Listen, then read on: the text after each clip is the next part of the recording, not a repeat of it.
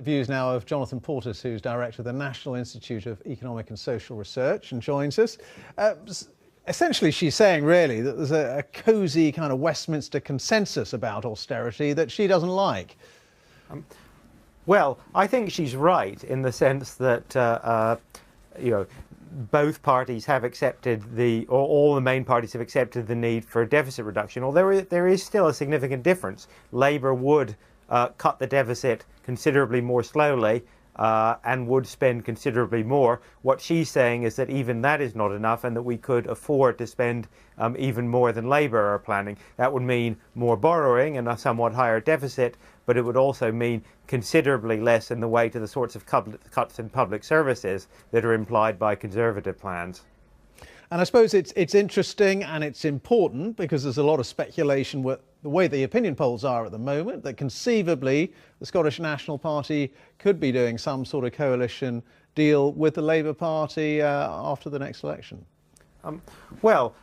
There is quite a lot of room for manoeuvre in terms of plans to get the deficit down over the next Parliament. Even what Nicola Sturgeon is proposing, which would involve spending quite a lot more and borrowing quite a lot more than what the Conservatives are proposing, would still result in a falling deficit and falling debt over the Parliament. So it would be fiscally sustainable. So there's quite a lot of room for manoeuvre for what, if there is a coalition government of whatever sort after the election and the plans go into the air, as it were, there is quite a lot of room for manoeuvre. This idea that further austerity is inevitable, desirable, necessary simply doesn't add up from an economic perspective. And in that sense, I think Nicola Sturgeon is quite right to put these issues on the agenda. But when she says that the government's austerity economics, as she calls it, has failed, I mean, the government would say, well, no, they haven't. I mean, inflation's pretty low, unemployment's pretty low, growth is pretty high. All those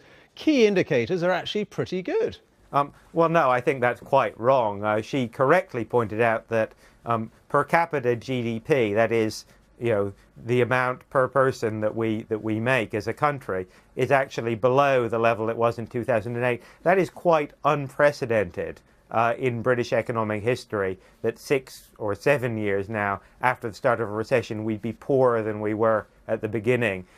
We have had reasonable growth over the last couple of years as the government has eased off on austerity, but the economic record over the Parliament of this government is pretty mediocre by any standards. And I think, we recently published an analysis by Simon Wren-Lewis of the University of Oxford, which pretty much backed up what she was saying. So I think that's a pretty respectable economic proposition, that the government's policies have not been terribly successful. All right, Jonathan Portes, good to talk to you. That's Jonathan Portes, Director of the National Institute of Economic and Social Research. Many thanks.